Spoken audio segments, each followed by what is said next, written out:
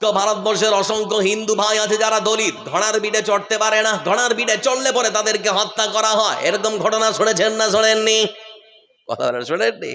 দলিত মানে নিম্ন বর্ণের নিচু জাতের, তো সেজন্য ওরা ঘোড়ার পিঠে পর্যন্ত চড়তে পারবে না, পিটিয়ে হত্যা করা হচ্ছে। ভাবা যায় এটা ভারতবর্ষের অনেক ধর্মের মধ্যে হচ্ছে, মানে বিশেষ করে যারা হিন্দু ধর্ম বলে দাবি করে। বলছিলাম বন্ধু আমার, কোন ধর্মেই কখনো কোনো মুসলমানকে বা কোন ধর্ম কোনো হিন্দুকে, হিন্দু ধর্মেই বলে না, সনাতন ধর্ম বলে না, কোন ধর্মেই কোনো ধর্মের নিরীহ মানুষকে কখনো হত্যা করার অধিকার কাউকে দেয় না। তাই তো বলতে যাচ্ছি, ইসলাম পৃথিবীর বুকে মানুষকে শিক্ষা দিয়েছে সততার, নম্রতার, ভদ্রতার। এজন্য আমার শিক্ষা হলো আল মুসলিম মান সালিম আল মুসলিমুন। মুসলমানের ডেফিনেশনে বাদ দেওয়া হচ্ছে মুসলমান কাকে বলে। রাসূলুল্লাহ সাল্লাল্লাহু আলাইহি ওয়াসাল্লাম তিনি বলেছেন মুসলমান তাকেই বলা হয় যার হাত আর তার মুখ থেকে প্রতিবেশী কখনো কষ্ট পায় না। আপনাকে মুসলমান আপনি নিজেকে তখনই মনে করতে পারেন যখন আপনার হাত আর আপনার মুখ থেকে প্রতিবেশী কষ্ট পাবে না। মানে এই মুখ থেকে কখনো গাল বন্ধ করবেন না, হাত দিয়ে কখনো কাউকে মারবেন না, তাহলে আপনি ভাববেন যে হ্যাঁ আপনি মুসলমান। কিন্তু বন্ধুরা লক্ষ্য করে দেখুন তো আমাদের সমাজে রাসূলুল্লাহ সাল্লাল্লাহু আলাইহি ওয়াসাল্লাম তিনি আরেক হাদিসে বলেন মাইয়াদমাল্লি মা বাইনা লিহিয়াইহি ওয়া মা বাইনা রিজলাইহি আদমাল্লাহুল জান্নাহ। ও সমাজের মানুষরা শুনে নাও, তোমরা যদি দুটো জিনিসের দায়িত্ব ঠিক মতো নিতে পারো, আমি রাসূল সাল্লাল্লাহু আলাইহি ওয়াসাল্লাম তোমাদের জন্য আল্লাহর জান্নাতের দায়িত্ব নিয়ে নেব। এক, এই মুখের দায়িত্ব নাও। দুই, লজ্জাস্থানের দায়িত্ব নাও। তাহলে পরে সরে নাও, আমি রাসূল তোমাদের জন্য জান্নাতের দায়িত্ব নিয়ে নেব। চিন্তা করেছে? এবার দেখুন, এদিকে আমাদের উপরে অত্যাচার হচ্ছে, কিন্তু ইসলামের সৌন্দর্য এবার আমি আপনাদেরকে একটু বলছি, আমার দিকে যেয়ে দেখো। বিশ্বনবী সাল্লাল্লাহু আলাইহি ওয়াসাল্লাম পৃথিবীর বুকে এসেছেন, কালো চামড়া ফর্সা চামড়ার মধ্যে যে একটা বিশাল বড় ব্যবধান ভেঙে চুরমার করে দিয়েছেন রাসূলুল্লাহ সাল্লাল্লাহু আলাইহি ওয়াসাল্লাম। গরিব আর ধনীর মধ্যে যে একটা বিশাল বড় পার্থক্য সেটাকে ভেঙে চুরমার করে দিয়েছেন রাসূলুল্লাহ সাল্লাল্লাহু আলাইহি ওয়াসাল্লাম। তাই তো লক্ষ্য করে দেখলাম বিশ্বনেতা বিশ্বনবী সাল্লাল্লাহু আলাইহি ওয়াসাল্লাম তিনি যখন মেরাজ করলেন, মানে মেরাজ থেকে তিনি যখন আবার পৃথিবীতে ফিরে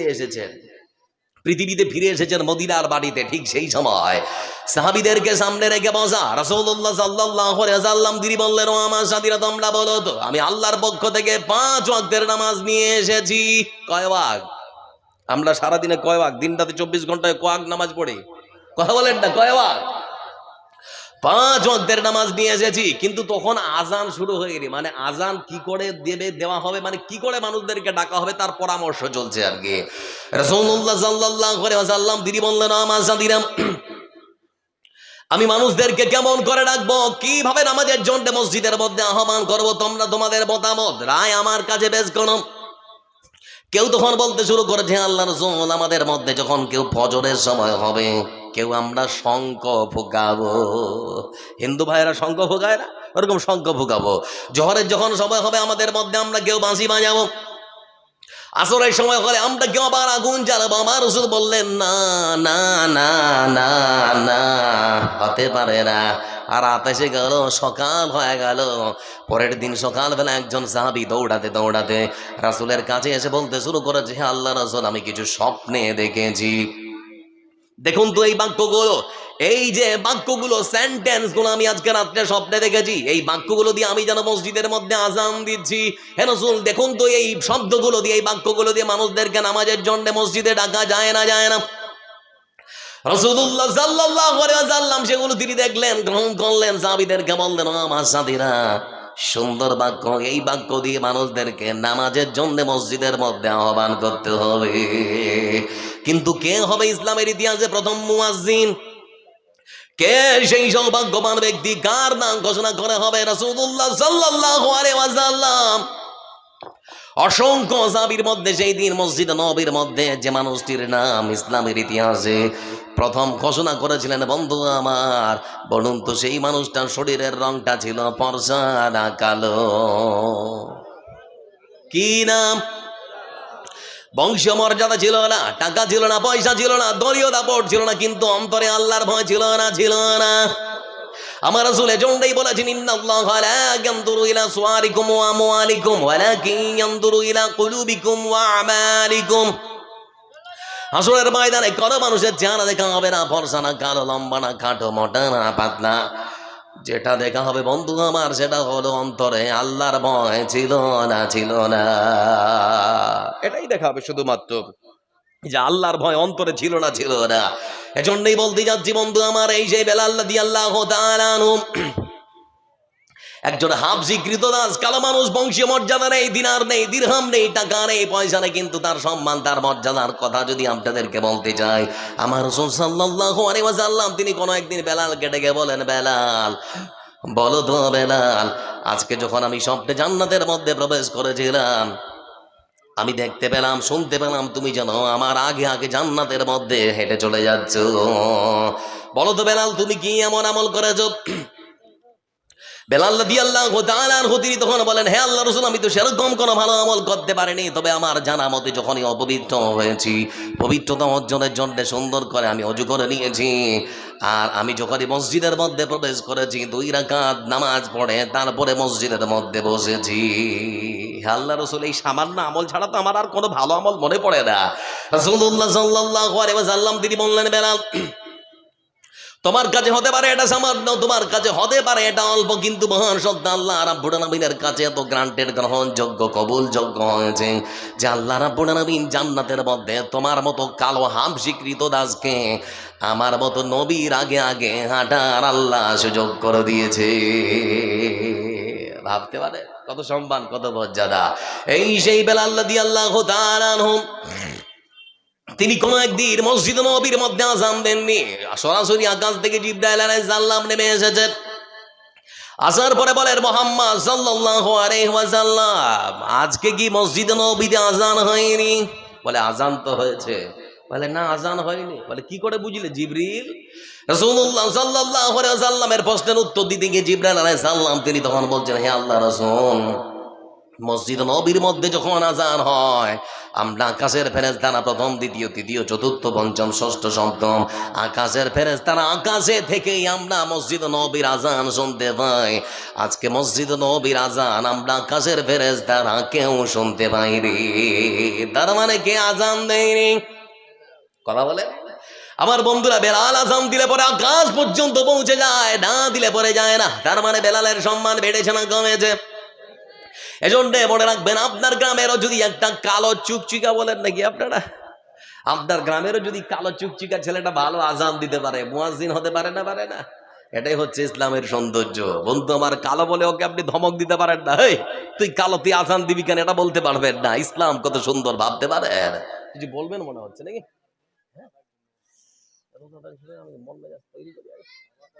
কতক্ষণ আমার আর সময় আছে? দেখেন তো কতক্ষণ আছে। হ্যাঁ, মানে 11টা 15 নাকি? 15 মিনিট বলে ভাই। হ্যাঁ, বলতে যাচ্ছিলাম বন্ধু আমার, এটাই হচ্ছে ইসলামের সৌন্দর্য। কোন রকমের কোন মানুষকে আপনি কখনো তুচ্ছ তাচ্ছিল্য করতে পারেন না। জন্য রাসূলুল্লাহ সাল্লাল্লাহু আলাইহি ওয়াসাল্লাম শিক্ষা দিয়েছেন আমাদেরকে, ইন্না মিন হাব্বিকুম ইলাইয়া আহসানুকুম মাখলাকা। ও সমাজের মানুষেরা, আমার প্রিয় পাত্র যদি তোমরা হতে যাও, তোমরা তোমাদের চরিত্রখানা, আখলাকখানা ঠিক করে নাও, চরিত্রখানা ঠিক করে নাও, তাহলে পরে জানবে আমি রাসূল তোমাদের সব থেকে কাছের হয়ে যাব। এজন্যই বলতে যাচ্ছিলাম বন্ধু আমার, ইসলামের শিক্ষা একটা গরিব মানুষকে পর্যন্ত সম্মান শ্রদ্ধা করতে শিখিয়েছে, কিন্তু ভারতবর্ষের মাটিতে দলিত যারা, পিছড়া যারা, হিন্দু যারা, তাদেরকে ঘোড়ায় চড়ার অপরাধে পর্যন্ত গুজরাটের মাটিতে হত্যা করে মারা হয়েছে। এটাই কি ভারতবর্ষ ধর্মনিরপেক্ষ দেশ? মোদিজি কি করছেন? এই দেশে আপনি শাসন করছেন 8 বছর ধরে। বলছিলাম বন্ধু আমার, এই জন্য আপনাদেরকে লক্ষ্য করে দেখুন, শুধুমাত্র এখানেই শেষ নয়, দুর্গা পূজার সময় লক্ষ্য করে এবার ভালো করে ভাবেন আমরা কতটা স্বাধীন, একটু ভাবাচ্ছি আপনাদেরকে। দুর্গা পূজার সময় আমাদের হিন্দু ভাইয়েরা 20-25 দিন, 30 দিন পর্যন্ত রাস্তার বড়ে বড়ে পূজা মণ্ডপ করেছিল না, করেনি? কথা বলে আমার বন্ধুরা, ডিজে বাজিয়েছে, গান চালিয়েছে, কোন মুসলমান কখনো কোন থানায় গিয়ে ফায়ার করেনি, কখনো অভিযোগ দায়ের করেনি। কিন্তু প্রশ্ন হচ্ছে বন্ধু আমার, কলকাতার মতো জায়গায় মুসলমানেরা 2 ঘন্টা ধরে নামাজ পড়বে, তাহলে তাদের মাথা ব্যথা হয় কেন? আমাদের স্বাধীনতা কথায় আমরা তো বছরে 2টা দিন মাত্র পড়বো, তারপরও কত অভিযোগ, কত নালিশ, আর কত রকমের যে এফআইআর, তার কোনো ঠিক ঠিকানা থাকে না। এই জন্যই বলতে যাচ্ছি বন্ধু আমার, ইসলামকে মানুষ যতই বদনাম করবে, ইসলামের প্রচার প্রসার ততই কমবে না বাড়বে? কথা বলেন, কথা বলেন, কমবে না বাড়বে? যে কর্ণাটকের বাড়িতে হিজাব নিয়ে হইচই পড়ে গিয়েছিল, সেই কর্ণাটকের বাড়িতে একজন মহিলা প্রোটেম স্পিকার, যার নাম হলো সাবরিমালা। সাবরিমালা একজন হিন্দু মহিলা, বয়স আনুমানিক 40-42 বছর হবে। সাবরিমালা কালেমা পড়ে মুসলমান হয়েছেন, নাম পাল্টে নাম রাখলেন আমেনা বিবি। কি নাম পাল্টে রেখেছে? গুগলে গিয়ে সার্চ করে দেখুন, বা ক্রোম ব্রাউজারে। সাবরিমালা প্রোটেম স্পিকার, একজন হাই এডুকেটেড শিক্ষিতা মহিলা। কিছুদিন আগেই আবার দেখলাম উমরা করার জন্য আরব ভূখণ্ডে পৌঁছে গিয়েছে। আল্লাহর ঘর তাওয়াফ করতে করতে লক্ষ্য করলাম কিছুক্ষণ পরেই একটা ভিডিও সুন্দর করে বানিয়েছে। তিনি সেখানে লিখেছেন, আমি সাবরিমালা, নাম পাল্টে নাম ডাকলাম আমেনা বিবি। সারা পৃথিবীর মানুষকে বলতে চাই আমি কেন মুসলমান হয়েছি, আমি মুসলমান কেন হলাম, সারা পৃথিবীর মানুষকে জানাতে চাই। আমার বোন সাবরিমালা আরবে আমেনা বিবি তিনি যখন বলতে শুরু করেছেন, আমি কেন মুসলমান হলাম, মুসলমান হয়েছি এজন্যই কর্ণাটকের মাটিতে যখন হিজাব নিয়ে তলপাড় শুরু হয়ে গেল, একজন মুসলিম যুবতীকে ঠেকাবার জন্য 40 জন হিন্দু যুবককে দাঁড় করিয়ে দেওয়া হয়েছে। দেখেছিলেন না? দেখেননি? জয় শ্রীরাম ধ্বনি দেওয়া হচ্ছে। বলতে চাচ্ছি, মোদিজি জয় শ্রীরাম ধ্বনি দিয়ে মুসলমান মুরব্বীদের দাড়ি যদি ছেঁড়া হয় আর মুসলমানদের যুবকদের যদি রাস্তাঘাটে মেরে ফেলা হয়, তা আপনার ধর্মের সম্মান বাড়ে না কমে? প্রশ্নের উত্তরটা আপনার কাছে চাচ্ছি। 3000 কোটি টাকা খরচ করে রাম মন্দির নির্মাণ করলেন আর জয় শ্রীরাম ধ্বনি দিচ্ছেন রাস্তাঘাটে, তাহলে মন্দির তৈরি করলেন কেন? মন্দিরটা বানালেন কেন, কিসের জন্য? এই জন্যই হিন্দু ভাই আমাদের, অমল বিমল শ্যামল যারা আছো, আমি তোমাদেরকেও বলতে চাই, আমি তোমার শত্রু নই, তোমাকে বন্ধু ভাবি। এজন্যই তোমাকে বলতে যাচ্ছি, যারা আজকে ক্ষমতায় আছে না, এরা তোমার না আমার, আমার না তোমার, এরা কারো কখনো হতে পারে না। এরা শুধুমাত্র ক্ষমতায় থাকতে ভালোবাসে। ভারত পাকিস্তান শ্মশান কবরস্থান, হিন্দু আর মুসলমান ছাড়া এরা কিছু বুঝে না। এজন্য ভালো করে বুঝো ইসলামটাকে। আমার বোন সাবরিমালা তিনি তখন বলছেন, একজন যুবতীর ঠেকাবার জন্য 40 জন যুবককে মাথায় গেরুয়া টুপি আর সুন্দর করে গলায় গেরুয়া গামছা পরিয়ে জয় শ্রীরাম ধ্বনি দেওয়া হয়েছিল, কিন্তু আমার একজন বোনকে তারা ঠেকাতে পারেনি। 3 আল্লাহু আকবারের ধ্বনিতেই কুপঘাত করে দিয়েছে।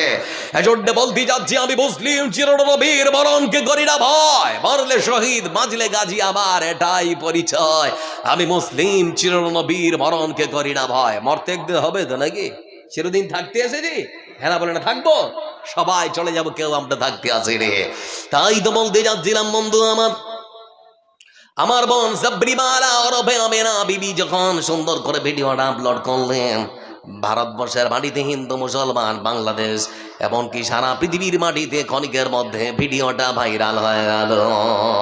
আমার বোন সাবরিমালা তিনি তখন বলেন যে ইসলামকে ভারতবর্ষের মিডিয়ারা সারাটি দিন ধরে শুধুমাত্র সন্ত্রাস, সন্ত্রাস, জঙ্গিবাদ, সন্ত্রাসবাদ বলে আখ্যায়িত করে। এমনকি আমাদের ভারতবর্ষের মাটিতে বিজেপির একজন মহিলা সাংসদ পশ্চিম বাংলা থেকে, যার নাম হলো লকেট চ্যাটার্জি, নাম শুনেছেন? শুনেননি? লকেট চ্যাটার্জি ভারতবর্ষের পার্লামেন্টে গিয়ে তিনি দাঁড়িয়ে বলেছেন, বাংলাদেশ চত্বরে বাংলাদেশের যে এরিয়া, সেই এরিয়ায় উত্তর দিনাজপুর মুর্শিদাবাদের পার্শ্ববর্তী যত সমস্ত মাদ্রাসা রয়েছে, সব মাদ্রাসার মধ্যে সন্ত্রাসবাদ আর জঙ্গিবাদের শিক্ষা দেওয়া হয়। এটা কি আপনারা বিশ্বাস করেন? আচ্ছা, আজ পর্যন্ত কোনো মাদ্রাসায় বোম ফেটেছে? হ্যাঁ না বলবে না? বোম ফেটেছে? কোন মসজিদে বোম ফাটে?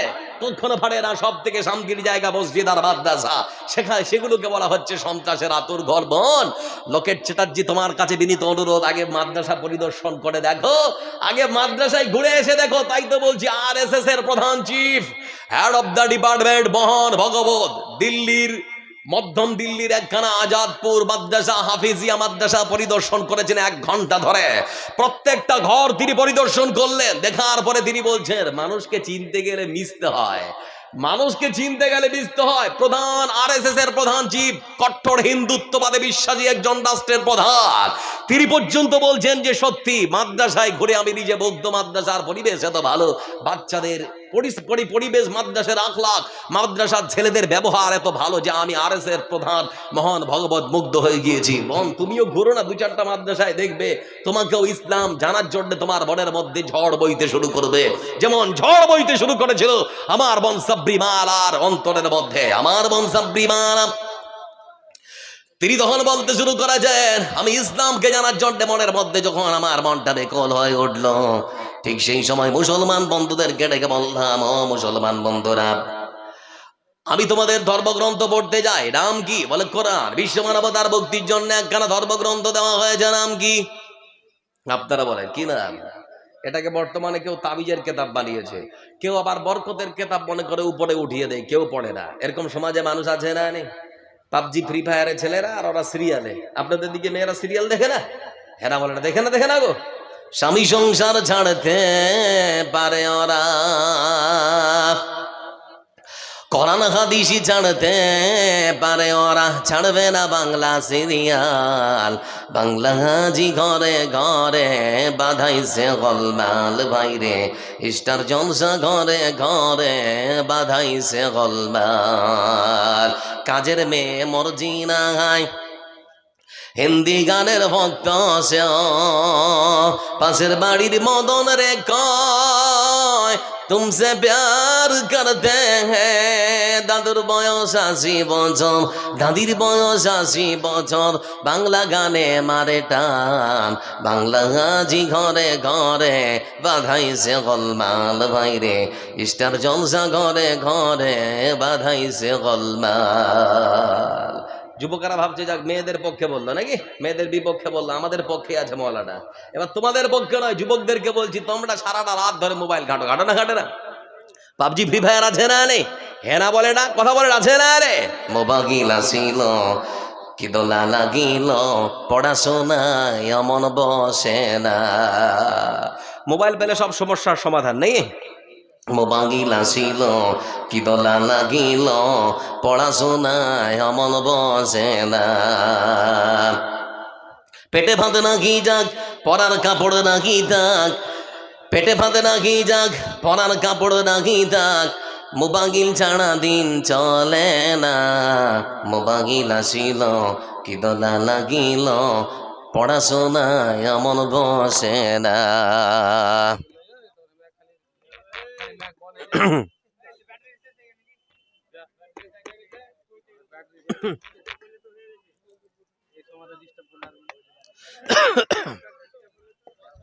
আচ্ছা আচ্ছা, কোরআন আস্তে আস্তে করো।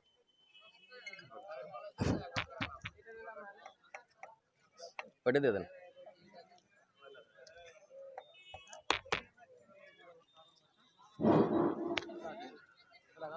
হচ্ছে না হচ্ছে না হচ্ছে না।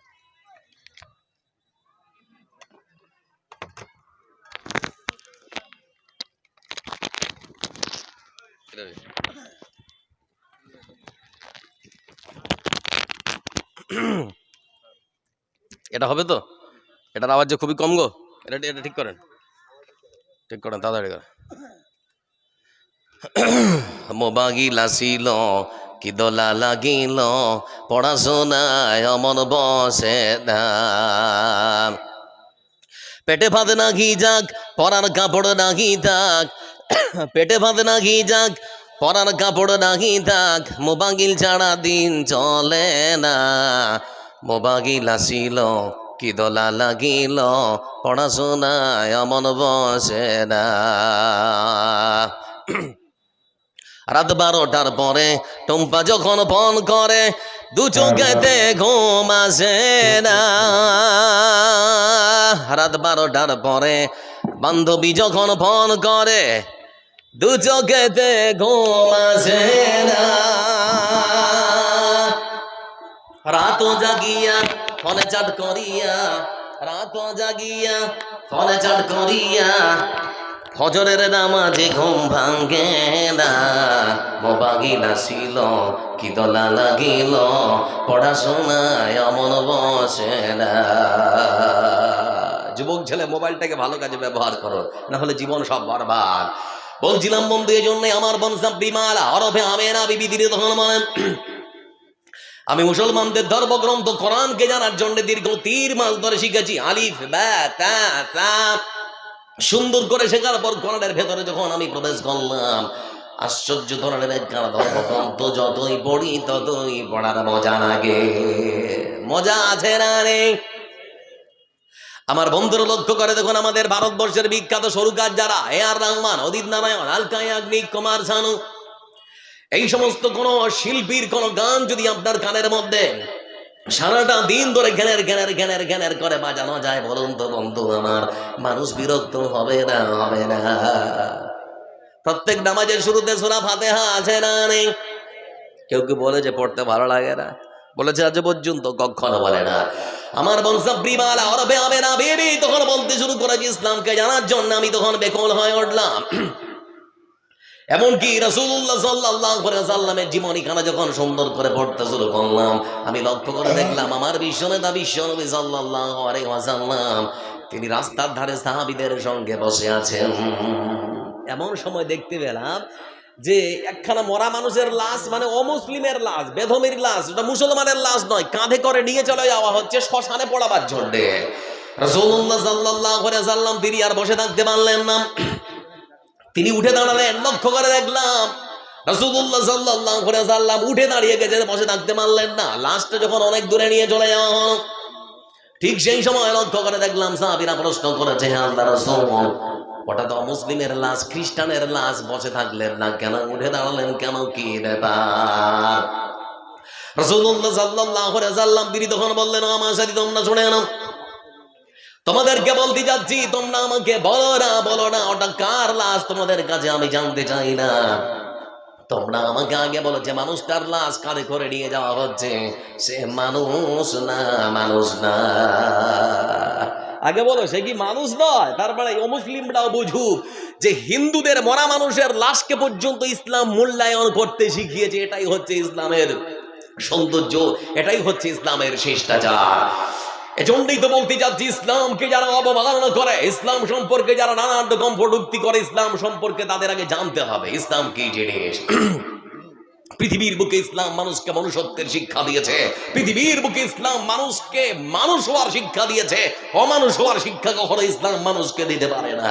ভাই আজকে বিশেষ একটা উদ্দেশ্য নিয়ে আজকে জালসা, কিন্তু খুবই দুঃখ যখন দেখি, একটু দাঁড়ান আব্দুল্লাহ ভাই আমার দিন, যখন দেখি যে মসজিদের উন্নতি করবে, যখন দেখি যে মাদ্রাসার উন্নতি করবে, মনের মধ্যে তখন আসলে কষ্টই হয় এক প্রকার, যে আপনাদের মতো মানুষ যারা বসে আছেন, এখন মাটির ঘর আপনাদের গ্রামে আর আছে? আছে? নেই। দুটো একটা হয়তো থাকতে পারে, বলতে পারবো না, কিন্তু বেশিরভাগ এখন সব ইটের বাড়িতে আমরা বসবাস করে। আরো যত দিন যাবে মানুষের টাকা পয়সা তত বেশি হবে, মানুষ তত ভালো থাকবে, ভালো খাবে। এমনও দিন গেছে, দাদুদের জিজ্ঞেস করুন যে গমের ভাত রান্না করে খেয়েছে না খায় রে? এখন মিনিকেটের চাল ছাড়া পেটে হজম হয় না, আছে না রে? স্বর্ণা মোটা চাল পেটে গিয়ে এখন হজম হয় না। আল্লাহ এত সুখে রেখেছে, কি করে শুকরিয়া আদায় করবেন? বলছিলাম বন্ধু, এজন্যে আপনি আপনার বাড়িটাকে সুন্দর করে সাজিয়েছেন, কিন্তু আজকে বুকে হাত দিয়ে আপনাকে বলতে হবে, চিন্তা করতে হবে, মরণের পর আমার আর একটা থাকার বাড়ি আছে, সেটার নাম হচ্ছে কবর। সেটাকে কি সাজানো হয়েছে?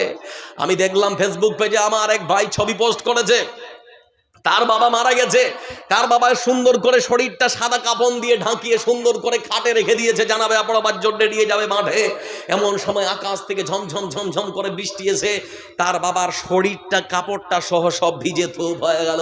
আমি তখন মনে মনে চিন্তা করলাম, হাই রে পৃথিবী, যে মানুষটা নিজের পরিবারকে সুখে রাখার জন্য দিন রাত হাড় ভাঙা পরিশ্রম করেছে, সেই মানুষটাকে নিয়ে আজকে কেউ মূল্যায়ন করলো না, নিজের স্ত্রীও বললো না, নিজের ছেলেটাও বললো না, যে 1 ঘন্টার জন্য পানিটা যতক্ষণ না ছুটেছে ততক্ষণ পর্যন্ত আমার বাবাকে তোমরা ঘরে অথবা বারান্দায় রাখো, কেউ বলল না। আমি তখন বললাম, আল্লাহ তোমার কোরআন সত্য, তুমি যে বলেছো কুল্লু মান আলাইহা ফান ওয়া ইয়াবকা ওয়াজহু রাব্বিকা যুল জালালি ওয়াল ইকরাম, আল্লাহ সব ভালোবাসার শেষ আছে, কিন্তু তোমার সঙ্গে তোমার কোন বান্দা যদি ভালোবাসা করে, সে ভালোবাসার কখনো শেষ হবে না। বন্ধু আমার, এজন্য লক্ষ্য করুন, কে কখন চলে যাবো জানি না। আজকে আপনার বাবা আপনার মা কবরে চলে গেছে, না ফেরার দেশে। যেদিন দাওরাই হাদিস পাস করে, যেদিন মাদ্রাসা থেকে চলে আসার দিন মাথায় সুন্দর করে পাগড়িটা পরিয়ে দেওয়া হলো, মনে হলো মাথার উপর থেকে বট গাছের ছায়াটা হারিয়ে গেল। কি করব, কোথায় যাব, কার কাছে যাব, নানান রকম চিন্তায় একেবারে চিন্তার পাহাড় মাথার উপর চেপে গেল।